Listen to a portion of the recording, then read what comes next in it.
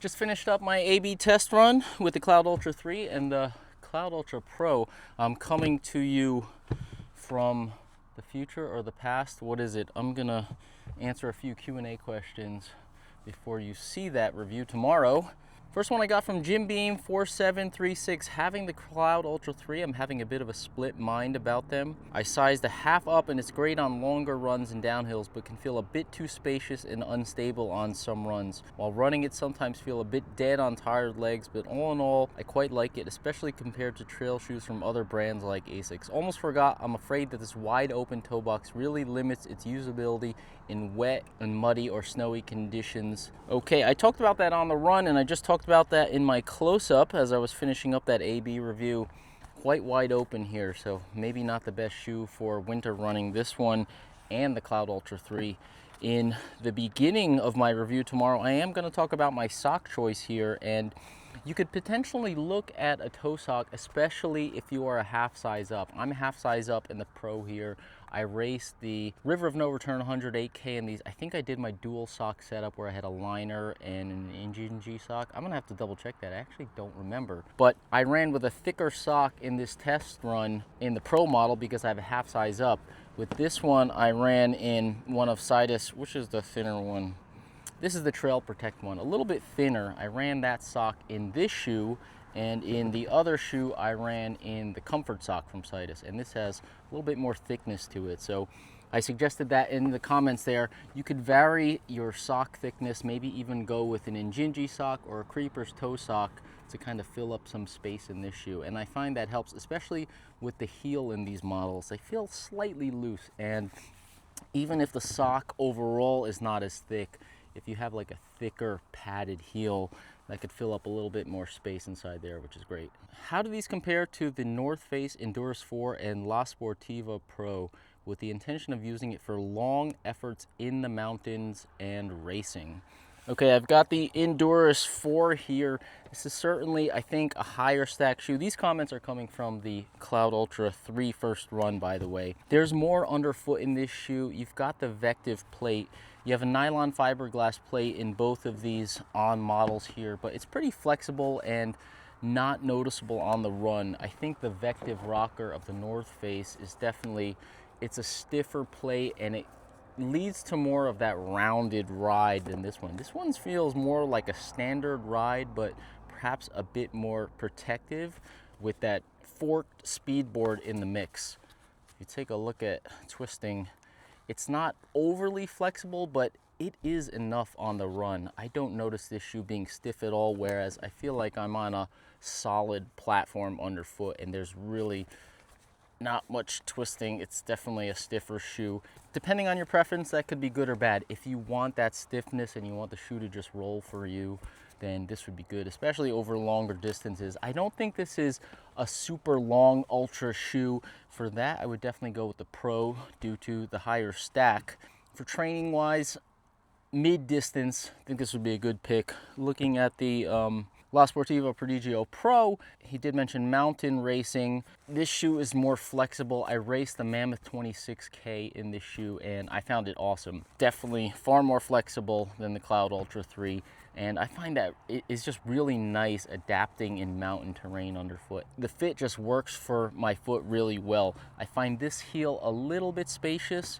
This one wraps me like a glove. I did get one comment, somebody was having issues with stiffness at the top of the heel bone. I think the majority of the comments, people really love the fit of this shoe. So for mountain running, I would definitely pick this one.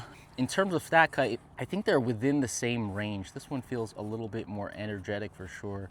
This might actually be more protective with the plate in the mix, but again, more adaptable. I feel more agile in this shoe. I just feel connected all around. So I like running a little bit quicker in kind of technical terrain, although not as protected.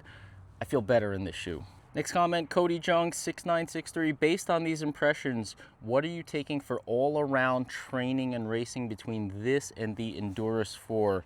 Same as a question earlier. All-around training and racing, I think I like this shoe. I like to feel a little bit lighter. I like to have my foot do a little bit more of the work in training, I would say. If I had to pick one and say I was running 100 milers or whatever, and I only had to use one shoe to train and race, I would definitely go with this one because I would have more coverage for those longer miles. But if you would have both, I think that's a good mix. Or have some type of lighter weight shoe for training and then something more cushioned for racing.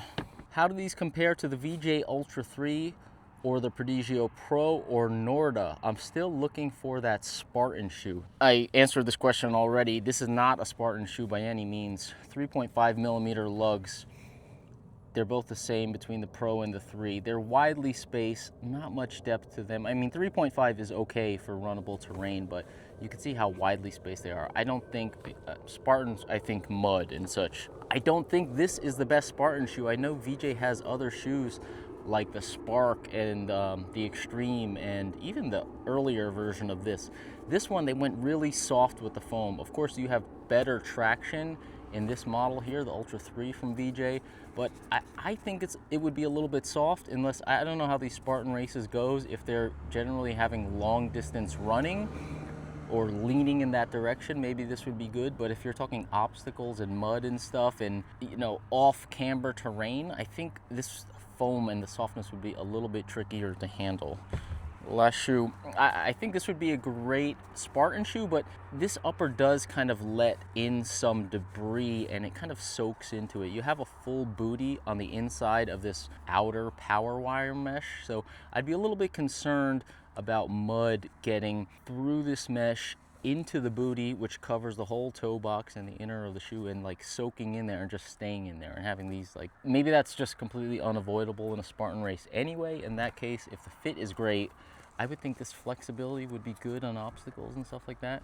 I mean, not an expert on Spartan racing. Oh, I forgot about the Norda. Got the 001A here. I mean, Spartan racing, I don't know. I think this has a better outsole, Vibram Mega Grip outsole, better lugs here than the Cloudultra 3.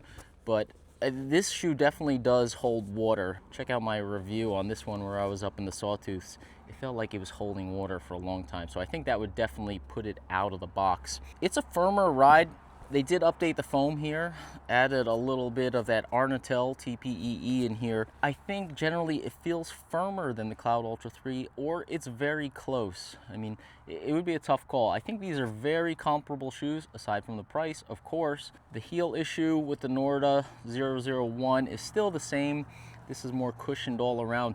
I feel like the shape of this, there's not as much volume inside the heel here as there is in this shoe. I could wear like a thin sock in this one and really not have an issue at all, whereas with this one I kind of have to fill up the space. The shape is better, but again, you have that Achilles thing, so if you don't have that issue at all, maybe perhaps you'll be fine. This will be a more comfortable shoe.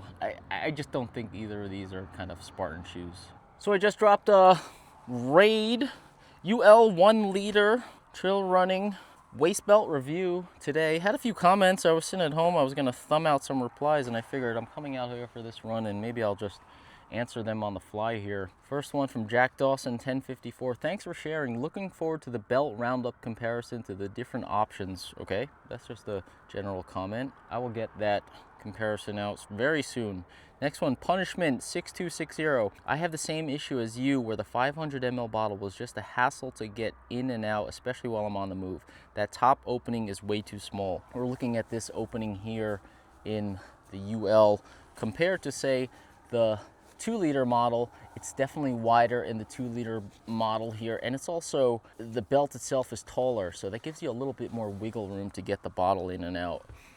I think this belt is ultimately a really more of a lightweight race type option. Perhaps it could be a good scenario where you are holding a handheld and maybe you wanted to carry all your gels in here, or perhaps you have one of those flow gel bottles or just a bottle of any type of gel, and you know those are kind of small and you want to have that in here while you have your hydration in your hand, and maybe you're just refilling quick out of a handheld while keeping your fueling situated in the belt, I think that's really going to be the best option for this UL model here. Let's go down the line here. Which belt would you use for a 27-mile trail race? LF2, LF1, or Ultraspire mountain racer? 2-loop course with 2 aid station, but plan to stop once to refill after the first loop with pre-filled hydration.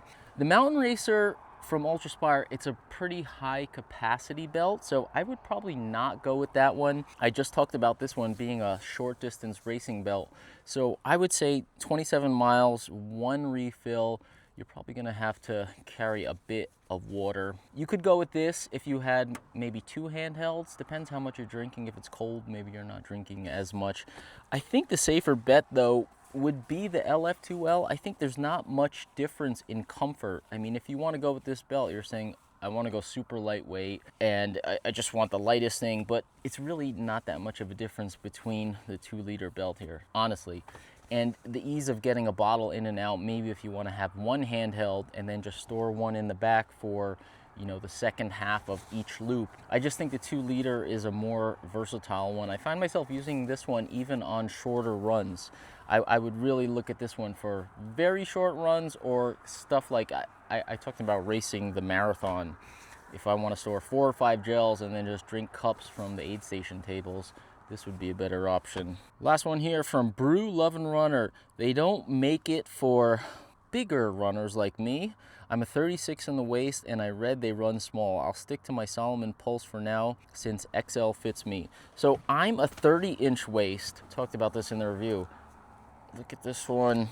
It's definitely smaller than this belt for sure, and both are extra small. Being that I'm a 30 and I'm in an extra small, I would think that at a 36-inch waist, I don't know what the sizing chart is, but you could probably find one of these belts in your size and it wouldn't be an issue at all. I would say lean towards this one. Again, I think this is more specific. I think it would probably work better for thinner framed runners. For me, it works really well. Again, very tight, but I just don't see any reason to not go with the slightly, we're only talking 1 liter or 2 liters here. So I don't really see, if you're gonna choose one of them, you know, just stick with the 2 liters. And even if you don't fill it up all the way, I do plenty of shorter runs just with this belt because it's so comfortable. That strapping system in there, just, it wraps it and there's just 0 bounce. I mean, it really completely changed the game for me in terms of wearing waist belts on the run. I would never do it. I would wear something like the Basham vest or a lightweight trail vest versus wearing a waist belt. And now that's pretty much changed. I take this one out quite a bit. Having to like squeeze into this one and then squeeze the bottle in the back of this one, it would have to be like a very specific case where I would want to use this one over this one. This one's just easy to throw on, cinch down, get out there on the run. That's all I got for today. Quick Q&A. Keep an eye out. Tomorrow I will be dropping full A/B test between the Cloudultra Pro and the Cloudultra 3. Tune in for that. You'll see that tomorrow. Thank you very much for watching this quick Q&A. You have any questions, put them down in the comments and I will answer them in the next one.